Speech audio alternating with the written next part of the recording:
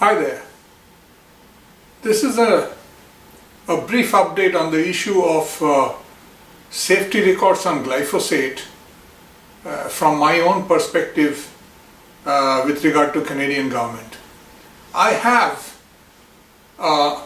Access to Information Act appeal directly with the government, Health Canada, to disclose to me all the safety test records and documents and raw data that it has seen in order to approve glyphosate to be used in Canadian agriculture, in order to reach the decision that glyphosate was safe.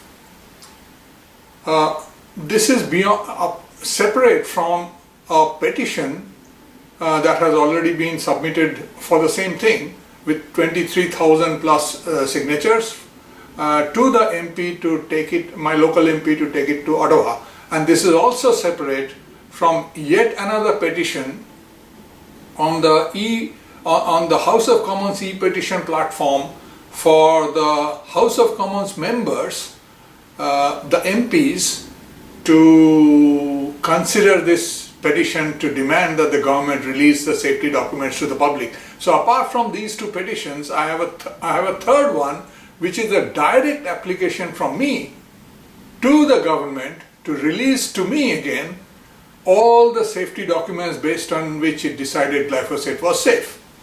And if I do not have the right to see it as a citizen of Canada, then to tell me in writing, you do not have the right to see it. End of story.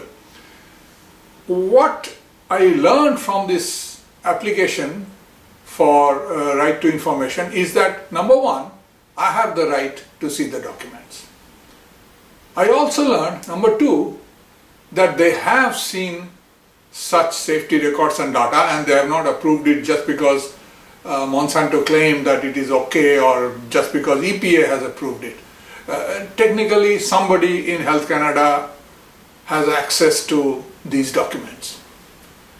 Number three, the total number of pages is more than 130,000. Yes, I have it in writing. Number four, and this is the most interesting part. They asked me if I was willing to go to Ottawa and sit down in the reading room of the Health Canada Library and read through all those pages. Of course, that would take me 10 years to go there and park myself at my own cost.